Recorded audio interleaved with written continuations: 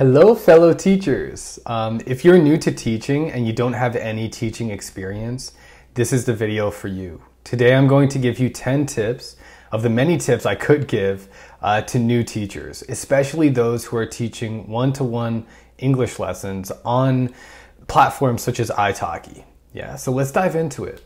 The first piece of advice that I would give you is that if you have any learning experience, by default you have teaching experience, especially if you're self-taught. So if you've gone through the process of learning a language and you understand some of the tricks that go into learning a language, acquiring the skills that make you a great speaker, listening, reader, or writer, then you are just by default one step ahead. So give yourself some credit. If you're a language learner, you are also a language teacher by default.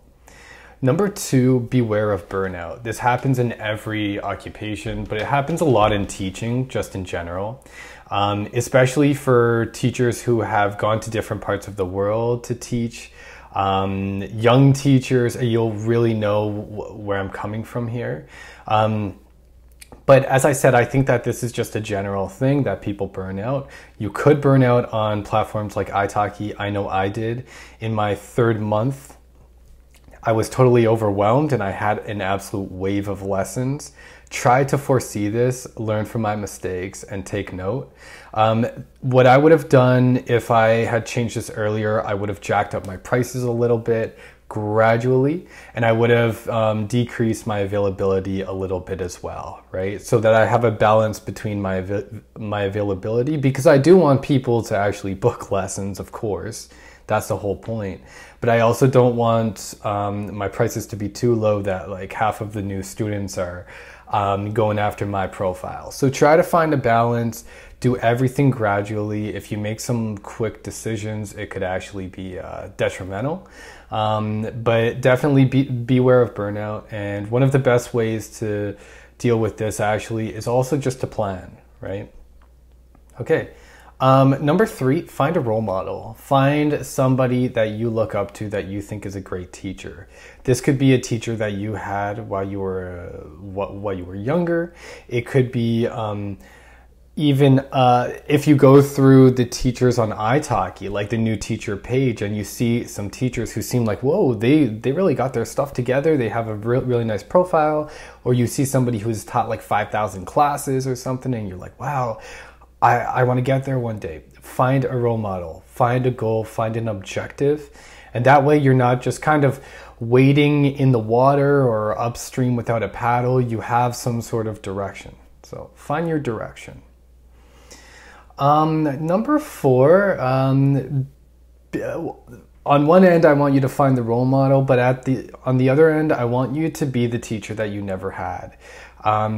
Think about the ways that you learned growing up and how you would like to change those and emulate some different qualities for your students.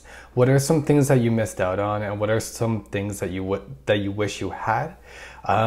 Try to offer this to your students. This is a great opportunity to kind of break the cycle of I don't know what you would call it, negative teaching, and to try to reinvent a new kind of style that could be more productive in the classroom. With that being said, don't project your own kind of experiences on your students, because all students are different, and some students may want the kind of teaching style that you had when you were younger. And if you're game for that, then you should give them exactly what they want. All right, number five, find your style. Yeah, and one thing for that is to develop a teaching philosophy. I'll throw a link to that video in the box below. When you develop your teaching philosophy, you really kind of you express what you believe in as a teacher, what your values are, what your style is, what your methodology is. So find your teaching style and recognize that this is going to change and be in flux the longer that you're a teacher. It's not going to be overnight. It's something that you're going to build to gradually throughout your career. All right, number six, be open to change. Yeah, and I think this is the most important one. I made so many mistakes when I first started on italki with the things that I was teaching my students. I kind of just when I began making a curriculum, I just kind of went online and I just saw, I took different things from BBC English or different websites like that. And I thought that everything was equally valuable. So I was teaching my students like some things were not as necessary as others. For example, when we talk about tenses, present simple, present perfect, future perfect, blah, blah, blah. And I tried teaching them every single tense equally, even though only 5 or 6 tenses are really used commonly in English, even by native speakers. So be open to change and recognize that sometimes you're going to go within and you're going to actually think, okay, how often do I need to use this? To really dictate, to be able to indicate how important this item is for your student. Yeah. At the same time, as I said, don't project your own kind of personal needs onto your students. So just because you don't need a certain item in English doesn't mean that they don't need it, right? So some of it is looking within, some of it might be researching elsewhere, but be open to change and dive right in. Number 7, as I pretty much just said, is to consider your students' needs. So for example, a lot of the time I'm thinking about what I use as an English speaker. And from my, as a Canadian going to different countries and meeting other English speakers from around the world, trying to balance that and to integrate that into what I teach my students, because if they're going to England, they might need they might have to be aware of different aspects of the language than if they come to Canada. I respect that, right? But at the same time, they could be going into environments that you have absolutely no experience in, such as business environments. Yeah, consider your students' needs, and sometimes this will be a great opportunity for you as a teacher to learn something new and to grow. All right, great. Number 8, take risks. And the best risk I've been able to take is by creating my own curriculum, creating my own lessons, and creating my own materials. Most importantly, I love creating materials, worksheets, and different things like that. Also, I like finding different activities that I could do with my students that I find interesting. I'm always going online and just typing in, ESL teaching activities, and I'm putting my own spin on it. I'm adapting different elements to them. So if I find something that's good for writing that uses a video, maybe I will use pictures instead, or vice versa. So it's not only like duplicating what other people do and completely copying them, but it's also putting your own spin on things. Yeah, and I think this is the greatest risk that you could take, but it's also the most rewarding. Number 9, find a balance. Find a balance between being professional and being personal. I didn't know who the heck I was when I first started teaching, and I didn't know how to turn on the teacher voice and how to then turn on the Ryan voice and how to balance these. I try to be really strict and stern, and then I would try to be really fun and enthusiastic. So try to find a balance between these things. But again, just like your teaching philosophy and your style overall, it's going to take time. It's going to take patience.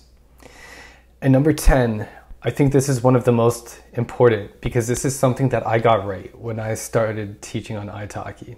Quantity over quality.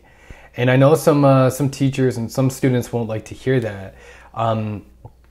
But for me, as somebody who wanted to teach full-time on italki and to get the most out of it, I wanted to teach as many students as possible. That's one of the reasons why my classes were actually so cheap, and I had so much availability. I just wanted as much exposure as possible to people from as many countries as possible, as many ages as possible, as many proficiency levels as possible. It was all about quantity. Before I began to dial down and really kind of focus on long-term strategies and keeping students for a long time, But that took some time for me. So for the first like 500 lessons, maybe 1,000 lessons, I was just thinking about getting to that next milestone. Okay, I'm at 400, I want to get to 500. I'm at 500, I want to get to 600. Did I see my students as numbers? No, absolutely not. Because again, I learned to find the balance between professional and personal, right? But personal development and professional development were very important to me. And in order to get that on italki, which is a great place to find it, as you're teaching one-on-one classes to people around the world, the way to get it is to actually get exposure and to, you know, you're not used to teaching kids, try it out. You're not used to teaching adults, just try it out, right?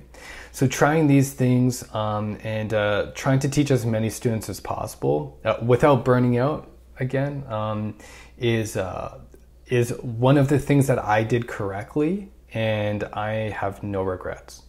So I'm sure that there are many other tips that people would love to give, and I have a very engaged, enthusiastic community here on italki. So please throw them down in the comment section below.